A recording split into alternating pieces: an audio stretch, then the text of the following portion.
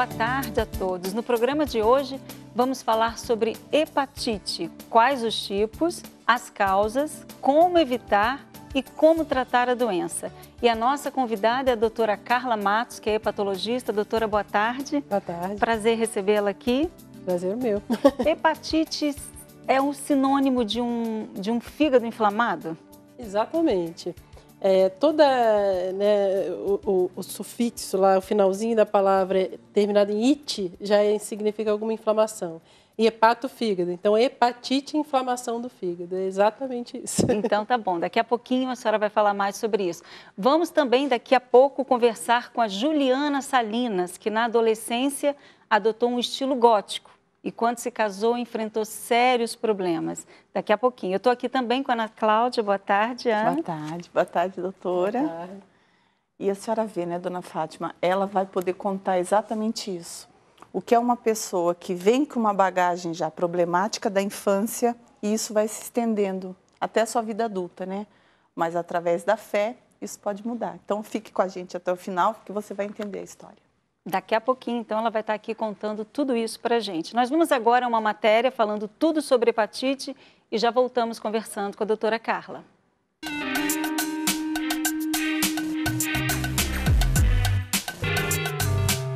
Fazer a unha, uma atividade normal para a maioria das mulheres.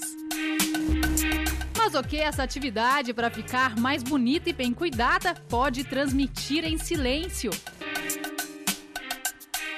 Através de pesquisa realizada por uma enfermeira em 100 salões da cidade de São Paulo, descobrimos um resultado assustador. Nenhuma destas profissionais entrevistadas fazia o processo de esterilização adequado, nem o processo de limpeza, que seria água, sabão, presença de uma escova. 12% delas utilizavam o forninho de açapães como método de esterilização e é inadequado. Nenhuma profissional lavavam as mãos, nem antes e nem depois do procedimento, sendo que o método mais eficaz para o controle das infecções, das doenças, é a lavagem das mãos. É preciso lavar o equipamento com água e sabão, guardar na embalagem esterilizada e depois guardá-lo na estufa, onde deve ficar de 45 minutos a 2 horas. Não deixar sangrar, o mínimo possível, tomar o máximo cuidado possível com a cliente, porque é muito desagradável. A falta de esterilização correta dos equipamentos de manicure e pedicure pode ser o mote para desencadear um problema de saúde, a hepatite, que é a degeneração do fígado. Os tipos de hepatite A, B e C são os mais comuns.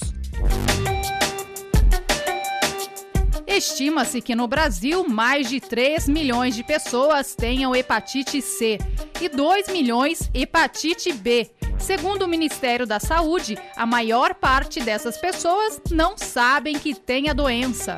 Ela é assintomática, né?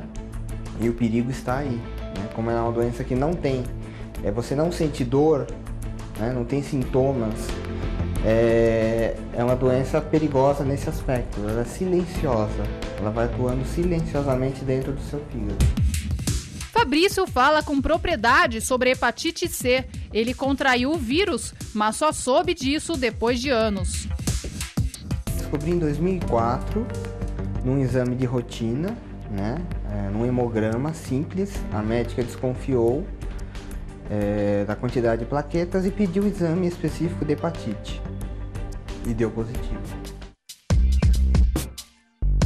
Uma das coisas primordiais na vida deve ser o cuidado com a saúde. E por isso o programa Você Mulher traz sempre esclarecimentos para deixar sua vida melhor. Fique ligado e hoje conheça mais sobre hepatite. E você pode ligar a partir de agora para o nosso telefone 5644-5210 e tirar sua dúvida com a doutora Juliana. Eu estava aqui conversando com a senhora estava falando uma coisa interessante. Senhora, 10 anos, não faz unha mais em salão. Na verdade, assim, eu fiz o meu doutorado, eu fiquei 1 ano nos Estados Unidos E naquela época eu tinha muita dificuldade de encontrar, principalmente na cidade que eu fiquei, eu tinha muita dificuldade de encontrar alguém que fizesse e tal. E aí eu acostumei a limpar com o meu próprio alicate e a partir daí eu acabei não usando mais, porque é muito comum a hepatite entre manicures, em pessoas que não fazem ideia de onde pegaram o vírus. E a gente sabe da dificuldade de se implantar esse sistema de esterilização do alicate dentro do salão. Essa cultura no Brasil está melhorando muito. Naquela época, 10 anos atrás, era uma coisa muito mais difícil. Então, está melhorando muito mesmo. Mas a partir daquele momento eu acostumei e hoje em dia eu vou, às vezes pinto, se eu vou num evento e tal, mas cutilar já não faço mais. Lixa tem problema? Lixa de unha? Não, tem para micose, para hepatite não. Hepatite tem que envolver sangue. Tem que envolver sangue. Mas, doutora, se eu tiver o meu kit, eu tenho que esterilizar ele? Só eu uso? Não, não. Se você tem o seu kit, você não tem necessidade, porque você... o máximo que você pode estar colocando é infectar novamente, então não tem problema nenhum. E se eu quiser esterilizar o meu em casa, existe alguma forma? Então, na verdade, a esterilização, o ideal é com máquinas, né, no próprio salão. Então, esse negocinho de passar complicado. Um alquinho na pontinha do alicate, nada a ver? Não, isso não adianta. Não adianta. Doutora, quais são os tipos de hepatite? Então, na verdade, a gente tem como mais comum são as hepatites virais. Se a gente considerar que a hepatopatia alcoólica também a gente pode considerar como hepatite, é claro que ela acaba sendo mais comum, mas entre hepatite mesmo, ao pé da letra hepatite, são as hepatites virais. Agora, além das hepatites virais, a gente tem a hepatite autoimune, a gente tem a esteatohepatite, que é aquela hepatite causada pela gordura no fígado, que hoje em dia está cada vez mais comum. Espera lá, então isso seria por uma má alimentação? Na maior parte, na verdade, faz parte de tem vários fatores de risco para você desenvolver a esteatohepatite. Principal é a obesidade. Então, a pessoa que está acima do peso, ela tem mais chance de desenvolver hepatite, a esteatohepatite. Agora, a gente tem, junto disso, o aumento do colesterol, triglicerídeos, a diabetes é um importante fator que gera hepatite com uma chance grande de desenvolver a cirrose. Mas o que acho que... doutora, mas qual é a ligação da pessoa diabética com a hepatite? Então, na verdade, é esse acúmulo de gordura no fígado. Não estou falando de hepatite viral, só para não confundir. Na verdade, a pessoa que tem gordura no fígado, ela tem uma chance de inflamar esse fígado e depois de anos dessa inflamação levar a cirrose. E todas essas hepatites têm os mesmos sintomas? Sim, a evolução acaba sendo muito parecida, porque o grande problema de todas as hepatites não é a hepatite em si, que no momento da hepatite não vai ter sintoma. O problema é que depois de 20, 30 anos pode desenvolver a cirrose. Então, essa é a situação mais grave, né? O paciente com cirrose, com necessidade de transplante de fígado. Mas no período da infecção, a pessoa não sente nada? Depende. Principalmente a hepatite C, em geral, a pessoa não sente nada. Na hepatite A e na hepatite B, existe sim. Algumas pessoas têm sintoma, aí faz aquele amarelão, que antigamente as pessoas davam doce e tal, repouso. Repouso realmente é recomendado, doce não, na verdade era uma coisa daquela época, se acreditava que dando doce a pessoa ia melhorar, mas não. Então, existe realmente sintomas de hepatite aguda e... Inclusive, assim, 0,5% dos casos de hepatite aguda pode desenvolver uma forma em que você precisa de transplante de fígado, que é chamada hepatite fulminante. E assim, também em casa, a mãe, né, que tem lá o seu pequenininho, tem como olhar um pouquinho, porque a urina fica escura, não tem isso? Sim, nessa situação da hepatite aguda, na hepatite aguda, a urina fica escura ao mesmo tempo que o olho fica amarelo, né, que o branco do olho fica amarelo. Agora, é um quadro já bem assim, por exemplo, num caso de criança, a criança fica muito debilitada, tem sintomas gerais, assim, que você não entende muito bem o que está acontecendo, mas depois vai aumentando a gravidade daquilo e ela pode ser autolimitada, ou seja, pode melhorar sozinho, ou pode ficar nesse quadro que eu falei, que é uma situação mais grave, que é a hepatite fulminante, que aí só resolve com transplante de fígado. Mas, perdão. Eu queria voltar um pouquinho da cirrose, Tá. que a senhora falou. Todo mundo associa o problema no fígado, cirrose, com o álcool. Isso. Mas aí nos meus estudos hoje, eu vi que não é só o álcool. Isso é uma dúvida frequente que a gente tem no consultório, no dia a dia. Quando a pessoa vem, eu falo assim, infelizmente, realmente deu cirrose. Aí a pessoa fica assim, mas eu nunca bebi. Exatamente. Mas como que pode? Como é que eu posso ter cirrose se eu nunca bebi?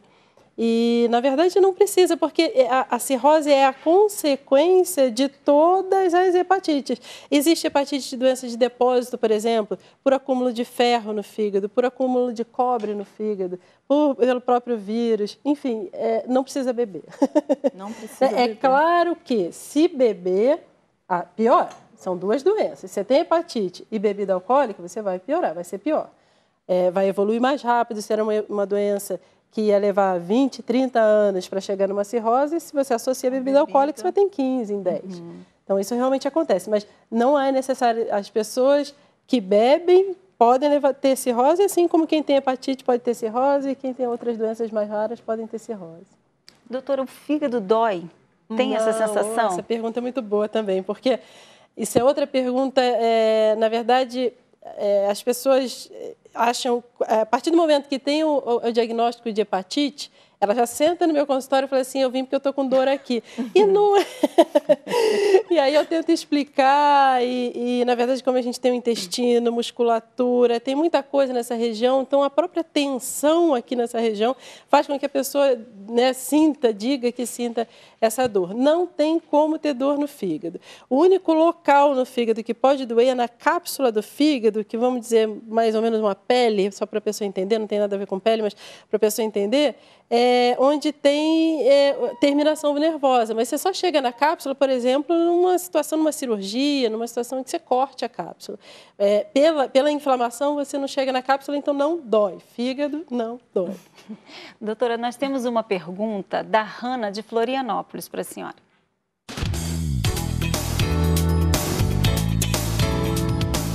Oi, boa tarde. Meu nome é Ana Luísa, eu sou de Santa Catarina e eu gostaria de fazer uma pergunta para a doutora. Existe a cura para a hepatite C? Existe. Isso é bem interessante, Ana, você perguntar, porque assim, muita gente que chega no consultório chega falando já chateada, achando que eu tenho uma doença que eu não vou ser curada, né? E, enfim, com aquele peso do que ouviu falar sobre hepatite. Mas não. Hepatite C tem cura. Hoje em dia, a gente consegue curar entre 50% a 80% dos casos. Mas existe uma tendência agora, já tem muita pesquisa, medicamentos novos, que ainda não chegaram no Brasil, mas que em muito breve, em 2, 3 anos no máximo, esses medicamentos vão estar aqui e a gente vai conseguir curar a maior parte dos pacientes com hepatite C. Então, isso é uma ótima notícia que a gente está tendo. Por enquanto, a gente só vê em congresso, mas é muito promissora esse tratamento da hepatite C. Então, tem cura. A verdade é essa. Vamos voltar um pouquinho na questão dos olhos amarelados, porque como é uma coisa que meio que não tem sintoma de início, é um alerta, esse olho amarelo sempre vem acompanhar? Por exemplo, a pessoa pegou hepatite, sempre vai surgir esse olho amarelado? Não. Na verdade, a maior parte das vezes, a gente está falando de hepatites virais, para a gente poder fechar um pouco mais, senão fica uma coisa muito... né? Entre as hepatites virais, a gente tem a hepatite A, por exemplo, que a gente tem 95% dos casos pegam na infância e pessoas assintomáticas. Então, você vai descobrir lá na fase adulta, quando ele for fazer um exame para qualquer outra coisa, e aí descobriu que um dia teve hepatite A e nem soube. Então, não é obrigatório que a pessoa vá ter esse olho amarelo. Na hepatite crônica, que eu estou tentando entender o que você está me perguntando, porque eu imagino que... É que na minha cabeça, assim, teve hepatite, o olho vai ficar amarelo. Então, não é isso. Eu estou entendendo isso. Então, assim, uma hepatite crônica, por exemplo, um sinal é o olho amarelo. Não, não é. Ele fica completamente assintomático. O olho amarelo aparece em quem tem hepatite aguda. E quem tem hepatite aguda não tem só o olho amarelo. Vai ter todo aquele sintoma, tipo uma gripe forte, por exemplo, uma diarreia, uma coisa assim. Ele vai ter alguma outra coisa inespecífica e junto com o olho amarelo. Então, não tem quando a pessoa tem hepatite crônica assintomática, ela não vai ter olho amarelo, não vai ter nada. Não tem nenhum alerta, nenhum né? alerta, então, é fazer exame. Então quer dizer que pode acontecer da pessoa estar doente e não ter ainda nenhuma reação. Com certeza. Isso é muito comum, isso também chega bastante, né? Às vezes a pessoa fez um check-up ou fez um exame por algum outro motivo e aí vem lá o vírus positivo. Aí fala assim, mas eu não sinto nada. Exatamente, é assim que acontece. Você não sente nada. Então, na verdade, a única forma de você detectar a hepatite já numa fase crônica é fazendo o exame de sangue. Tem jeito. E dá alguma alteração? Por exemplo, eu vou falar por mim aqui. Eu já tive hepatite A, né? Tomava banho de cachoeira, essas coisas, acabei pegando hepatite. Fiquei os 30 dias, conforme a senhora falou, regada de muito doce. Isso é bom. Meu Deus! É gostoso. Não podia gordura, não podia sal, mas tinha que comer muito doce. Sendo que, assim, toda vez que eu faço o exame, está lá o gama-GT alto. Tem alguma relação com a hepatite que eu já tive, por exemplo? Não. É possível? Nada a ver, né? Não. A hepatite A é uma doença autolimitada. Então, assim, você faz a infecção, faz aquela fase aguda, pode levar até uma hepatite fulminante, como eu falei, de uma forma mais grave. A maior parte das vezes não. Ele faz, no máximo, o olho amarelo, com sinais, e aí depois ela melhora. A partir do momento que curou a hepatite A, acabou. Não tem mais nenhuma relação no fígado. A gama-GT, na verdade, é uma enzima muito comum, muito fácil de aumentar. Qualquer coisinha aumenta a gama-GT. E, então, na verdade, várias coisas podem levar ao aumento de gama-GT, e aí a gente entra já numa outra história, né? Mas nada a ver com a hepatite A, não. Entendi. E tem a idade é um fator de risco para hepatite? Tem, por exemplo, criança pega mais... Na verdade, é por causa do risco de transmissão, né? Então, se a gente falar em transmissão, por exemplo, hepatite A pega por água contaminada, ou a criança que põe a mão no chão, põe a mão na boca, lambe tudo que é coisa que vê. Então, a criança tem mais chance de ter uma hepatite A. A hepatite B já tem transmissão por sangue e via sexual. Então, geralmente, a pessoa pega já numa idade mais avançada, já de vida sexual ativa. A hepatite C é por transfusão de sangue, na maior parte das vezes, o uso de drogas também é muito comum, ou contatos do dia a dia. Então, a gente acaba detectando a hepatite C já por volta dos 40, 50 anos. A hepatite C, inclusive, a senhora comentou que é a da... Que pode pegar. Hepatite C, hepatite B, HIV. Na verdade, doenças transmitidas pelo sangue, que pode pegar pelo alicate. Aninha. Nós temos a participação de um homem hoje. Ih, que legal. É o Pedro, do Rio de Janeiro. Ele pergunta assim, normal dos homens, né? Quem já se curou de hepatite C pode beber bebida alcoólica?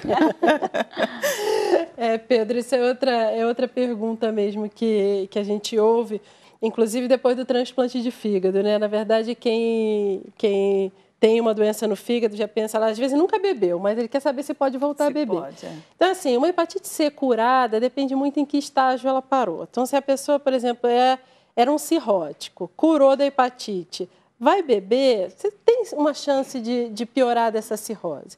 Agora, se você tinha um fígado praticamente normal, curou da hepatite C e não tem nenhuma outra doença ou alguma outra situação de envolvimento do fígado, acho que não tem problema, desde que de uma forma muito moderada.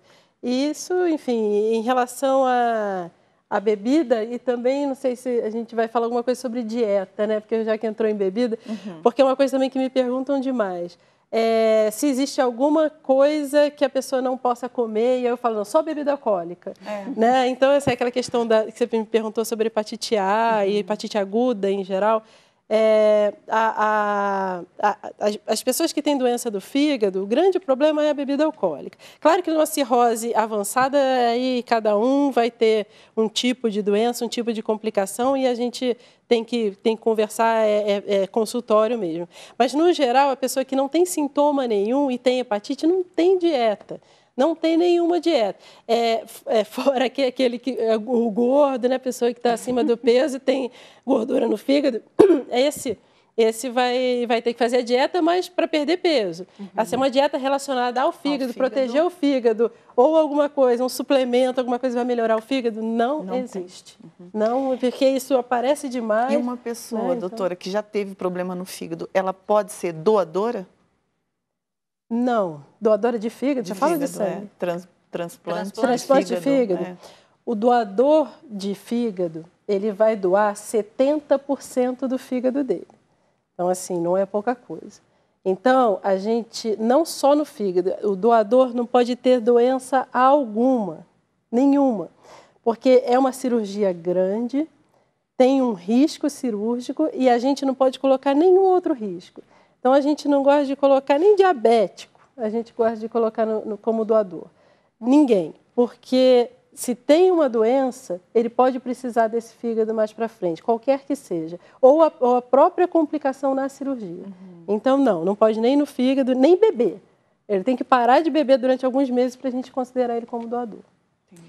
Nós temos mais uma pergunta, porque esqueci de comunicar que o nosso programa, Você Mulher, está rodando o Brasil, tirando dúvidas. E o estado escolhido foi Florianópolis, e eu tenho mais uma pergunta que é da Patrícia, doutora.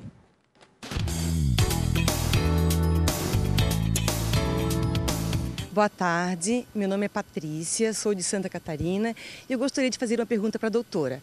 Quais os principais sintomas indicativos da hepatite C? Patrícia, a gente já falou um pouquinho sobre isso, né? A hepatite C, das hepatites virais, é que menos dá sintoma. Ela dificilmente faz fase aguda, que a gente chama, que é quando a gente consegue ver aquele amarelo no olho, aqueles sintomas gerais, estado gripal e tal. Hepatite C dificilmente dá isso, pode dar, mas é muito difícil. E, na verdade, você vai descobrir que está com hepatite C ou por um exame qualquer que você faça, ou numa fase já de cirrose avançada. Aí já é uma situação em que é uma situação mais delicada, em que em alguns casos a gente nem pode tratar com os remédios que a gente tem hoje. Então, na verdade, o diagnóstico da hepatite C é por exame de sangue, não tem sintoma. Doutora, vamos falar um pouquinho sobre vacina? Com que idade começa a primeira vacina de hepatite? Então, hoje em dia as crianças já estão fazendo... Bom, primeiro, o que temos de vacina? Não tem vacina para hepatite C ainda. A gente tem vacina para hepatite A e hepatite B. Tá? As crianças, hoje em dia, já estão tomando, saindo da maternidade. Já tomam hepatite A e hepatite B. E aí depois vão fazer os reforços, aí ainda nessa fase de bebê. O reforço seria depois de quanto tempo? Essa fase de bebê é logo que nasce, depois 1 mês, depois 6 meses. Em relação à hepatite B e hepatite A são 2 doses só. E quem nunca tomou? Quem nunca tomou, o ideal seria que fizesse os exames, porque tem uma chance muito grande, principalmente hepatite A, dele já ter tido hepatite A e aí não precisa mais fazer vacina. Então quem já teve a experiência, o contato com o vírus, não precisa ser vacinado? Não, porque ele desenvolve proteção, tanto hepatite A quanto hepatite B. E é interessante também, a pessoa fala assim, eu já me vacinei, eu não tenho hepatite B. Ou hepatite A não tem, né? Hepatite B que pode cronificar. Isso é interessante, que eu ouço muito, eu me vacinei, eu não vou ter. Pode ter.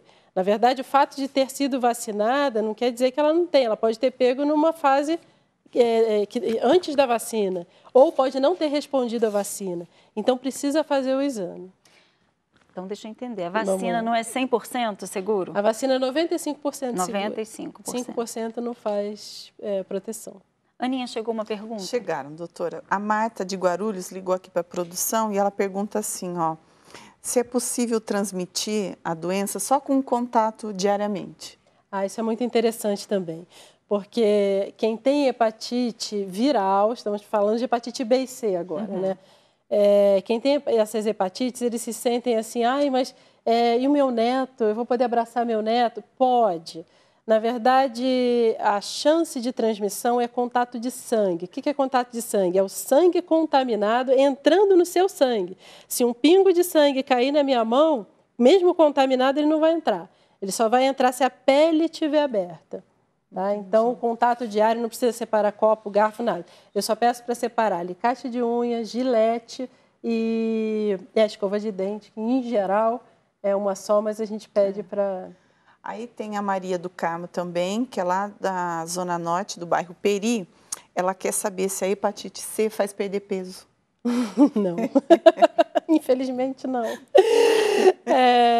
Só na fase de tratamento, né? O tratamento faz perder peso, mas a hepatite C não. Isso é muito o motivo pelo qual o paciente vai procurar um médico, ele está perdendo peso e ele quer saber o que ele tem.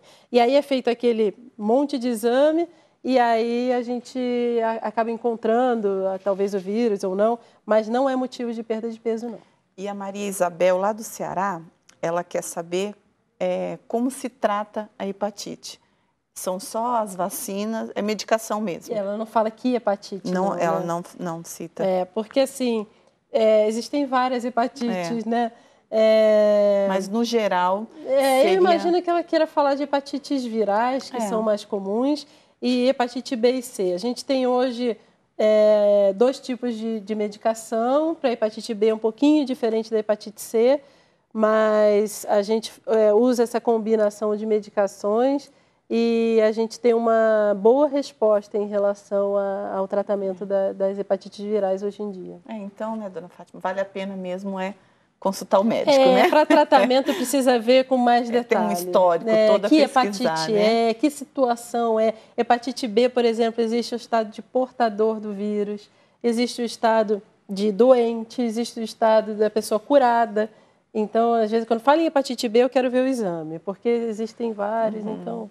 Mas fora esse tratamento, tem alguma coisinha que a mãe pode tratar o filho em casa, assim, lógico, associada a um tratamento? Tem algum cuidado especial? Então, hepatite aguda, quando a gente fala de filho, a gente pensa em hepatite A. Hoje em dia, tem se dado vacina para hepatite A logo que a criança nasce. Então, o risco já ficou bem menor.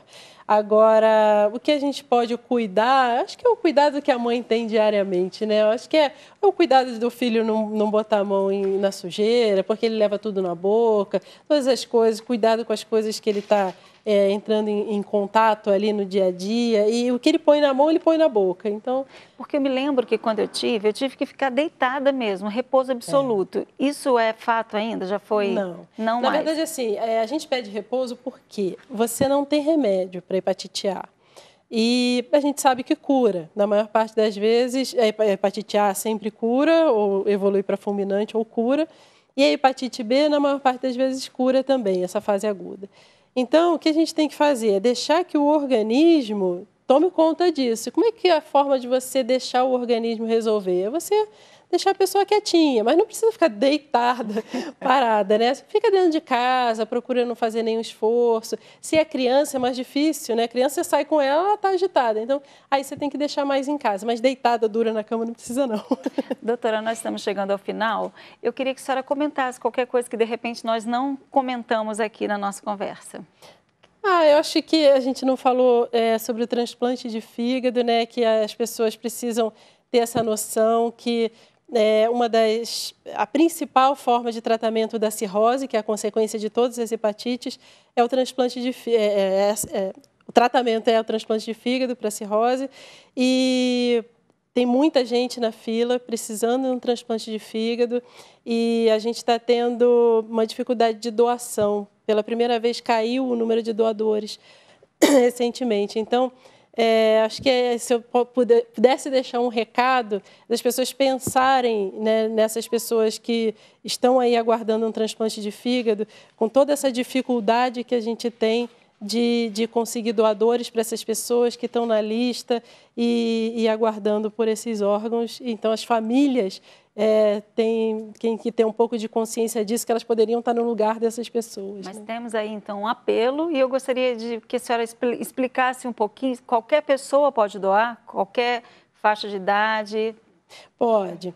Na verdade, o transplante, né, quando você libera o corpo para transplante, os órgãos para transplante, a gente pega o que for aproveitado. Então, por exemplo, aquela pessoa que bebe muito e já tem um fígado comprometido, não adianta. O fígado não adianta, mas ele pode ter um rim bom, ele pode ter córneas. Então, assim, na verdade, eu acho que é a questão de aceitar a doação. Daí em diante, os médicos que estiverem envolvidos ali com essa situação, a enfermagem que está atrás disso, todo o grupo que está envolvido com transplante de fígado vai avaliar e vai saber o que dá para transplantar e o que não dá. Isso é muito individual. Nós chegou uma perguntinha bem no final aqui, a gente não vai deixar passar em branco. Criança, né? Então, a gente já... Olha, a Rita, ela pergunta assim, ó, ela tem um filho e ele teve hepatite dos 2 aos 3 anos. E ela está perguntando se isso pode refletir na fase adulta dele. Então, se foi a hepatite A que você me comentou, não, mas é importante saber que hepatite é essa. Se tenha sido a B ou a C. A B ou a C tem que ficar de olho, tem que ver se ele não cronifica. Se a hepatite A, que é o que criança tem, em geral é hepatite A. Porque pela idade, né? Por nessa idade geralmente é hepatite A. E já teve, já curou, não tem mais problema. Não tem mais problema. Mas ainda assim, né, é inevitável, né? Da gente, na fase adulta, a gente ir para B ou para C, se não tomar os cuidados necessários, não, né? Mas isso é interessante, assim, a hepatite A não vira B nem vira C. Às vezes parece que é um estágio da doença, não é? Passando as fases. Não, então não é. Existe o vírus da hepatite A, que é diferente do vírus da hepatite B, podia ser João, José e Maria. Tá bom? Para a gente terminar esse bloco, eu queria fazer uma última pergunta, que a gente não comentou nada sobre isso aqui. A mãe está grávida, a mulher está grávida, passa para o feto? Não. Na gravidez, não. A placenta Deixa eu corrigir aqui, a mãe que pegou o vírus, passaria para o feto? Então, assim, a mãe que tem hepatite B ou C, né, hepatite crônica B ou C, se passa para o feto enquanto está gerando lá no útero, não. A placenta segura esse vírus, então não passa. O risco de passar é no parto, onde pode ter contato. Então, em relação à hepatite B, a gente protege o recém-nato com imunoglobulina, com medicações aí que os médicos vão utilizar. E hepatite C, a gente orienta que faça cesariana, para que os médicos tenham mais controle da situação de sangramento, para que não passe para o feto. Doutora, muito obrigada por ter aceito o nosso convite, foi um prazer. Disponha. Nós vamos agora ao testemunho do casal Júlia e Antônio. E daqui a pouquinho voltamos conversando com a Juliana, que na adolescência foi gótica. Toda criança tem direito a se divertir, a brincar. Porque, afinal de contas, o lúdico desenvolve a criatividade. Mas Júlia foi privada disso, porque a escassez financeira e a altivez de seu pai a fizeram trabalhar desde cedo até a sua mocidade. Minha infância de brincar, assim, não tive assim, tanto de brincar. Porque sempre fui para trabalhar. E a adolescência eu também não podia sair. Meu pai não permitia isso. Meu pai sempre não deu liberdade de nada. Moça do interior, ou sai da cidade para estudar, ou se casa cedo. Júlia se casou e agora sim, ali na sua nova casa, ela teria liberdade para fazer tudo o que nunca pôde fazer. A bebida foi uma das primeiras experiências. Experiência que fugiu ao controle. Ela se dava muito bem no início. Depois, por um certo tempo, começou... Ela bebia muito, né? E eu, para não ficar para trás, também comecei a pegar o vício da bebida com ela. Já fumava bastante também. E eu bebia de manhã à noite também. Acabei até, certa vez, bebendo até mais que ela. Fumava 4 maços de cigarro por dia. Era seco, doente, cheio de problemas mesmo. A gente brigava muito porque nós dois bebíamos, ele aprendeu a beber comigo e ficou muito doente. Tinha uma bacia de remédios que ele bebia e passava muito mal. Ao invés de alegria, doenças. Muitas doenças. Júlia chegou ao ponto de sentir nojo do próprio marido. E um mau cheiro que saía dele. Então, para não desfazer, eu ficava até esperando ele dormir. Na hora que ele dormia, aí eu pegava e ia deitar no chão. porque eu não aguentava aquele mau cheiro. Então logo veio eu ficar doente. E era uma doença assim, do nada. Começava a me inchar. E os médicos não entendiam o que era aquilo. As doenças eram constantes na minha vida. Quando não era eu, era minha esposa, a gente sempre doente. A situação daquele casamento era tão triste que fugiu às 4 paredes da casa de Júlia. Ainda bem, porque assim uma vizinha teve a oportunidade de convidá-la a conhecer uma reunião da Universal. A minha vizinha, compadecendo da gente, ela convidou a minha esposa a participar de uma reunião na Universal. A minha esposa aceitou. Eu fui para ver se realmente Deus existia. E quando eu cheguei na porta da Universal, eu falei, se realmente o Senhor está aqui, então eu vou sair daqui curada. Motivados agora a prosseguir, eles passaram a efetivar a fé. Após a reunião, eu saí curada. Ali eu aprendi a usar minha fé e fiquei livre. A gente não precisa mais de remédio, que as doenças foram todas embora. A gente não precisa mais de nada, a gente precisa só de Deus mesmo que a gente busca, que é essencial para a nossa vida. Hoje eu sou saudável, não pego nem gripe, meu marido é saudável, meus filhos. Hoje a minha família é transformada.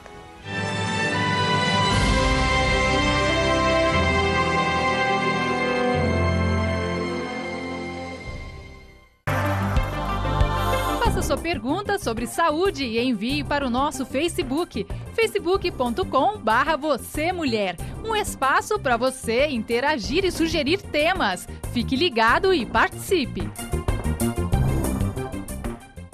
E é bom a gente comentar aqui, né, Ana, da nossa página do Face, porque quando acaba o programa, a gente vai lá ver, tem um monte de perguntas, o pessoal vai colocando no decorrer do dia ainda, e infelizmente acaba ficando sem resposta. Então seria legal você colocar, hoje ainda a gente vai estar colocando o tema de amanhã, e você acessar ainda hoje e deixar lá a sua pergunta, porque aí amanhã não, porque amanhã é sábado, né? De folga. Amanhã é folga, mas segunda-feira nós vamos estar falando, se eu não me engano, depois você confere na nossa página, segunda-feira vamos estar falando sobre menopausa. Né? E a gente tem que lembrar também que é na primeira meia hora, né? É o nosso primeiro bloco, são as perguntas. Então, por isso que é interessante a pessoa visitar a página na parte da manhã, que aí você consegue ter as suas dúvidas respondidas assim que começa o programa, né? E você também pode mandar o seu e-mail para vocêmulher@r7.com ou ligar para a gente, para o nosso telefone 5644-5210. E agora a gente está aqui à sua disposição, caso você precise de uma orientação. Eu estou aqui hoje com a Juliana. Boa tarde, Juliana. Boa tarde. Me conta um pouquinho, Juliana, sobre a sua adolescência. Como foi isso? Então, eu vim de uma família que tinha muito cuidado comigo, com meu irmão, uma família muito dedicada. Mas eu tinha depressão, eu me trancava ali no meu quarto, no meu mundinho, e era eu e pronto, acabou. Com quantos anos isso? Uns 12 anos, mais ou menos, né?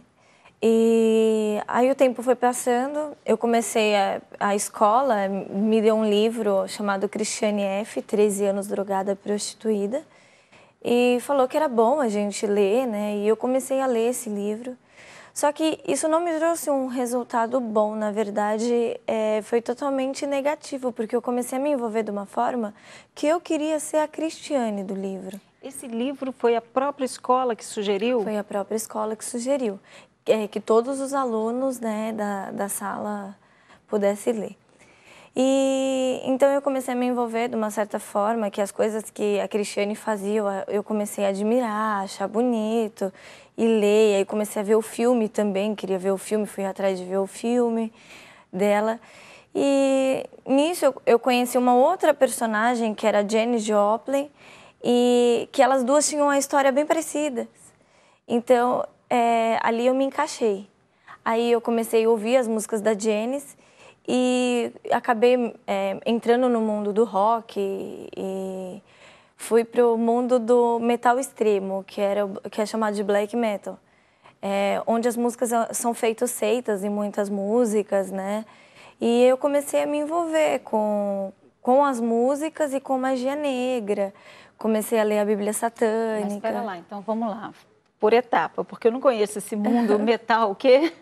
Então, é black metal. Black metal. Então, fala um pouquinho, qual é a teoria desse grupo, desse estilo de vida, a gente pode chamar assim? Vale só ressaltar um pouquinho, dona Fátima, que eu acho que esse livro, nas escolas, eles indicam, a proposta é para que a juventude olhe a vida dela... E não queira. E não queira. Mas a gente sabe que o mal, ele vive por oportunidades. Não, e a gente sabe também que o jovem é curioso, que foi o seu caso. Por uma simples curiosidade, você foi se aprofundando.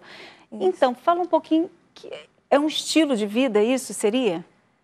É um estilo de música, né? Só que acabou envolvendo toda a sua vida. Eu acabei me envolvendo demais, assim, até... Porque o que acontece? Eu comecei com a Genesis, que é algo leve, que muita gente hoje escuta, não tem problema nenhum. Mas a forma como eu me envolvi que complicou toda a situação, que aí eu comecei a subir, escutar vários tipos de rock, metal, entendeu? Aí chegou uma hora que eu cheguei no death, grind, a gore e o black metal. Eu tinha piercing na cara toda. Piercing? Você não trouxe foto pra gente? Que pena! Mas eu tinha piercing na cara toda e eu só andava de preto. Mas da onde surge isso de só andar de preto? Na verdade, não é nem o estilo musical, é as pessoas que fazem isso, né? Porque é coisa do mal, vou andar de preto. É porque assimila a cor preta, né? Com coisa negativa. Com coisa negativa. Aí tudo, então, é isso, se envolve numa questão, vocês fazem questão, sabendo, consciente que é negativo, vocês vão atrás disso. A proposta é essa mesmo, né? Tudo que envolve, desde essa época da Cristiane F., né? Que envolve droga, envolve todo esse lado. E aí o pessoal assimila. Então, vou usar preto, que preto já vão me identificar, né? Ele faz parte de algum grupo, ele faz parte de alguma coisa que vai em torno do rock mesmo, né? Que vai para esse lado. Aí, então, geralmente, os grupos se conhecem, né? Se reconhecem na rua por um estilo de roupa. E aí o pessoal metaleiro, é tudo assim. E você também ia para cemitério? Ia para shows também com os meus amigos, né, que acabaram também da mesma forma do que eu, começaram com coisas leves e foi até chegar no black metal.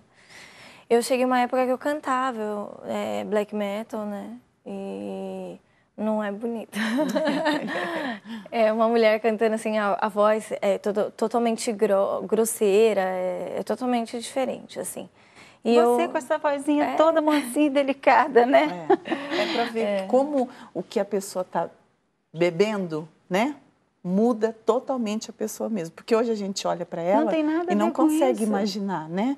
Que uma pessoa tão meiguinha, tão doce, consegue... Como a atuação de um espírito transforma mesmo a pessoa, tudo com uma leitura, né? Que a proposta da escola era exatamente, né? Porque a gente não está aqui também dizendo que o que a escola fez foi ruim, porque eu acredito que a intenção da escola foi isso, né? De até fazer com que... prevenir mesmo, né? Mas aí o jovem, nessa curiosidade, vai sendo estimulado por outras coisas, que aí você já não ficou só no livro, só em um, né? Você já foi para um outro que foi gerando outras coisas. Eu cheguei a fazer até peça de teatro sobre a Cristiane F., onde eu era Cristiane. E, assim, é algo surreal mesmo, olhando assim, porque quem olha para mim hoje fala, não é possível. Mas você conseguiu tudo isso, você bebeu disso com muita sede, né? Você se vestiu de Cristiane mesmo. Antes tivesse se vestido de Cristiane Cardoso. Você se vestiu logo de Cristiane F. Mas, enfim, né? Depois de tudo isso, o que isso te trouxe? Então, eu era vazia por dentro, um vazio, uma tristeza. Apesar de eu ter tudo, que nem eu falei, minha família é uma família maravilhosa, mas a influência, né? Hoje em dia a gente fala a influência dos amigos, eu fui influenciada por um livro, não só eu, como minhas amigas também, e por uma cantora, e foi indo. Mas assim, um vazio que... Hoje eu sei que eu tinha um vazio dentro de mim, na época não, na época era coisa de você escutar essas músicas, letras de música triste, você chorar. Mas mesmo indo em tantas festas, que nem você colocou, tanta adrenalina, assim, com a turma toda, você ainda tinha vazio? Sim.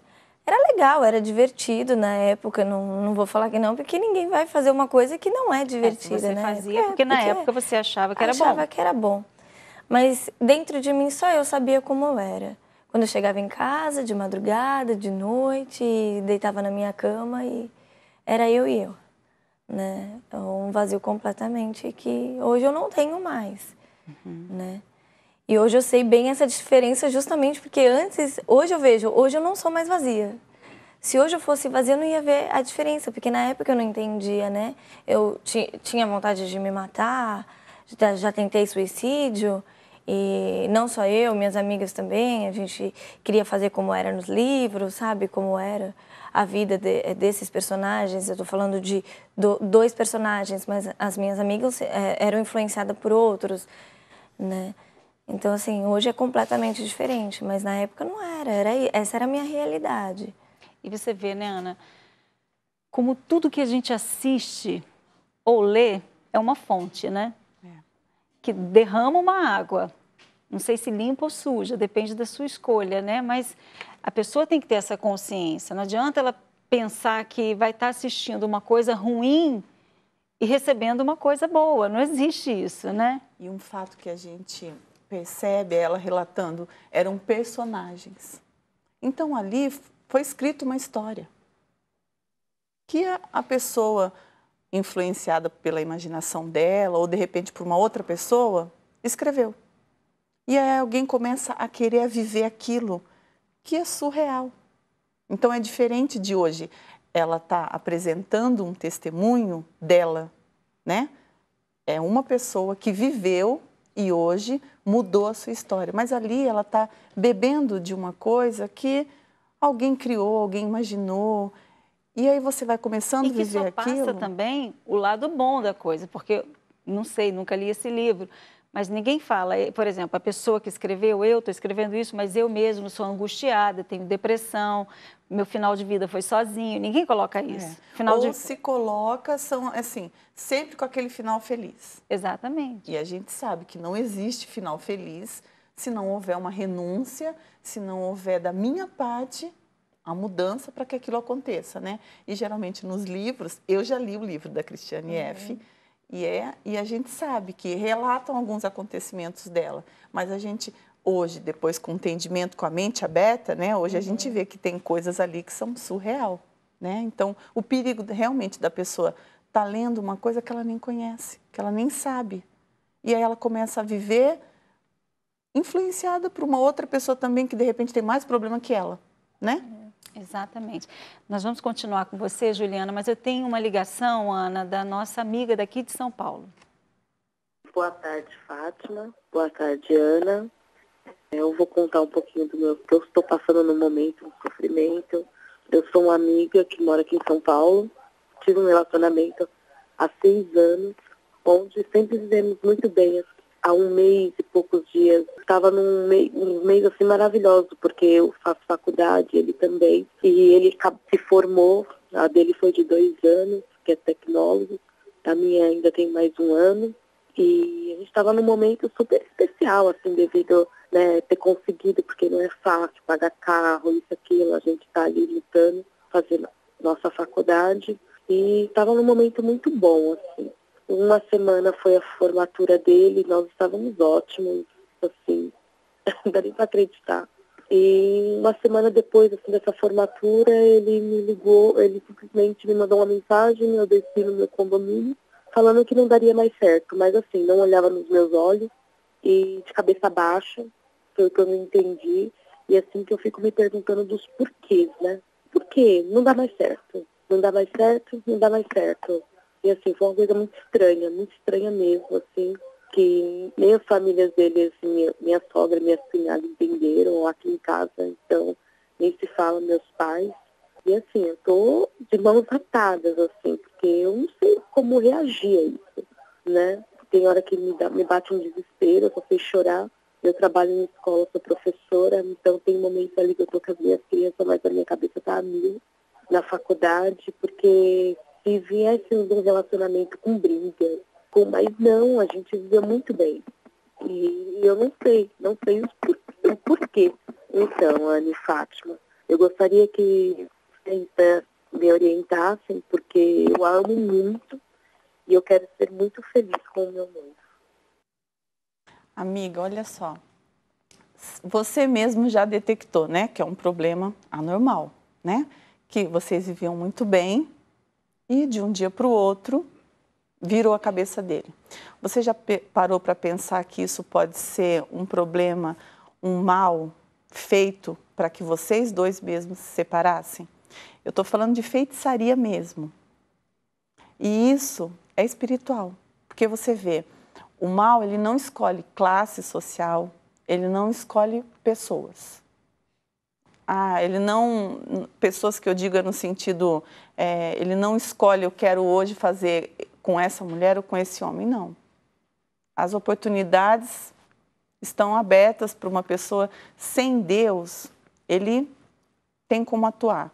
Então, infelizmente, é o que está acontecendo na sua vida sentimental. O mal entrou e é exatamente isso mesmo. A gente atende e conversa com inúmeras pessoas. E é do dia para a noite que a pessoa vira a cabeça e hoje a gente estava bem e o nosso casamento sempre foi perfeito e aí ele amanheceu não querendo mais nada comigo. E isso é obra de um mal, de um feitiço que fizeram para acabar com a sua vida sentimental. Mas nós podemos dizer, felizmente, existe solução para isso. E hoje é o dia propício para isso. Hoje na Igreja Universal, qualquer Igreja Universal, pode ser, você procura no seu bairro, aqui em Santo Amaro, às 8 da noite, a gente tem uma reunião especial para isso, para que esse mal saia de uma vez por todas da sua vida, do seu casamento. Aqui na João Dias, 1800, começa às 20 horas. Uma hora antes, o Bispo Clodomiro e os demais pastores estão atendendo, então você querendo uma orientação, eles estão ali para atender. Se não, é só você entrar, ninguém vai te perguntar nada, entre, participe da reunião e eu tenho a certeza que você vai receber uma orientação já para começar que a sua vida mude, tá bom? Então procure uma igreja e eu tenho certeza que você vai em breve estar nos ligando para testemunhar a sua vitória, tá bom? Deus te abençoe. E vamos voltar agora com a Tatiane, né, dona Fátima? Tatiane, não, Juliana. Juliana? Ah, perdão. Só lembrando, Ana, também, para a nossa amiga de São Paulo, que a Ana falou exatamente o que tem que ser feito espiritualmente, né? Você buscar essa ajuda, porque não existe forma de resolver um problema espiritual que não seja de forma espiritual, né? Mas humanamente falando, você também não deve ficar atrás dele, se humilhando, né, Ana? O lado humano a gente está tratando também, porque não fica se desvalorizando, sabe? Suplicando, não. Segue em frente, busque a Deus, segue em frente. Se for ele, vocês vão voltar. Mas se não for também, enfim, né? Coloca na mão de Deus. O mais importante é que você faça isso que a Ana falou. Busque resolver esse problema espiritualmente. Até porque, né, Ana, a gente sabe que se a pessoa fizer vista grossa e seguir em frente, deixa, terminou. Se realmente foi ali um problema espiritual, esse problema vai alcançar ela no próximo relacionamento que ela tiver também. Infelizmente. E ela vai de relacionamento em relacionamento fracassando. E é o que acontece com algumas que ela fala, a mulher chega e fala, eu não nasci para ser feliz, porque eu não dou certo com ninguém. Exatamente, mas não dá certo com ninguém, porque existe a atuação de um mal, que só pode ser impedido de atuar na vida da pessoa se essa pessoa buscar Deus. Não existe outra forma. Tá bom, amiga? Então, vamos voltar, Juliana. Onde paramos? Você falou que nessa época, então, você se sentia angustiada, depressiva. Foi a consequência de toda essa diversão que você arranjou para a sua vida. Isso. E aí ela ligou até e falou em questão de relacionamento. Eu acabei, hoje eu sou casada, e eu acabei levando tudo isso, todas essas frustrações, todas essas perseguições, as coisas que eu mexia, as coisas que as pessoas que andavam comigo mexia, que a gente mexia com coisa pesada, né? E eu acabei levando isso, arrastando isso para o meu casamento. Quando você diz mexia com coisa pesada... magia negra, você fazia trabalho. Bruxaria, isso, essas coisas. Inclusive, eu tive amigas que chegou a perder membros da família na hora que elas estavam fazendo mesmo, né? Mas eu não estava, nesse momento eu não estava.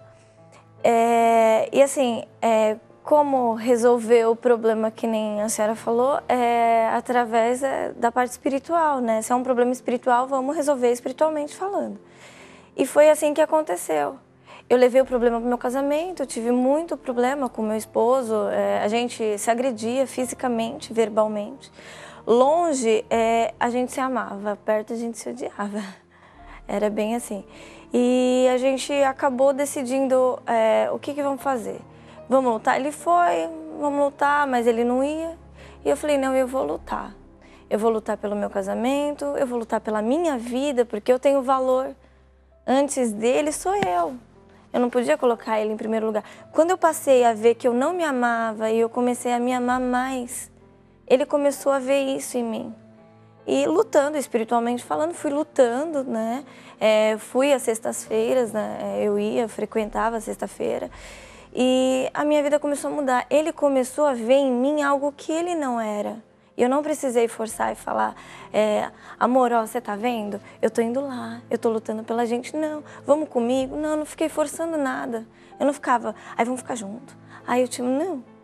Muito pelo contrário, ele foi vendo a mudança em mim. Palavras da boca dele, eu vi em você o que eu não era. E aí foi aí que a gente começou a ficar bem. E hoje eu amo meu marido, ele me ama e a gente vive muito bem. É isso mesmo, né, dona Fátima, que acontece, né? Para um casamento ser feliz, um dos dois tem que lutar. E é típico isso mesmo, para que a gente saiba que a atuação de um mal é exatamente isso. Quando eu estou longe, quando um está longe do outro, eles querem muito estar perto. Eles estando perto, é um pé de guerra. E aí essa mulher fica questionando, mas por quê? Por quê? Porque existe o mal. Não tem como. É o retrato exato da presença de um mal no casamento, né? E se você está passando por isso, faz o que ela fez, busca. E a gente se dirige a você mesmo, mulher, porque é mais da mulher isso, é um papel mais da mulher mesmo, de buscar. Lógico, quantos homens chegam na igreja e lutam também, conquistam essa vitória, conseguem trazer a esposa e reconstruir um casamento, mas é bem mais comum isso fazer parte da mulher, né? Quem fazer esse papel é a mulher. Então, se você que está nos assistindo, você tem vivido problemas no seu casamento, faça como a Juliana. Começa você, um passinho por dia, vai lá, não fala nada e começa a deixar Deus agir. A diferença vai ser visível, porque a diferença começa dentro e aquilo vai para os teus olhos, vai para as tuas reações e isso acaba chamando a atenção. Então, faça o que a Juliana fez, tá bom? Deixa passar tempo não, aproveita hoje, principalmente você, que tem visto que realmente tem alguma coisa anormal, né? Porque tem coisas que são normais, da diferença mesmo do marido e da mulher, que surgem, né?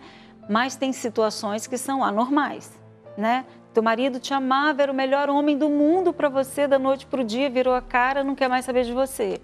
Ou teu marido morre de saudade, liga para você o dia inteiro, quando chega em casa briga com você. Isso é uma coisa que foge do normal e é onde entra um problema espiritual. Então, hoje é o dia para se resolver isso. Não perca tempo, tá bom? Nós chegamos ao final do nosso programa, eu agradeço. Juliana, obrigado por ter vindo e aceito o nosso convite. Boa tarde para vocês. Boa tarde para vocês que estão nos assistindo. Um ótimo final de semana e segunda-feira estaremos aqui de volta. Deus abençoe.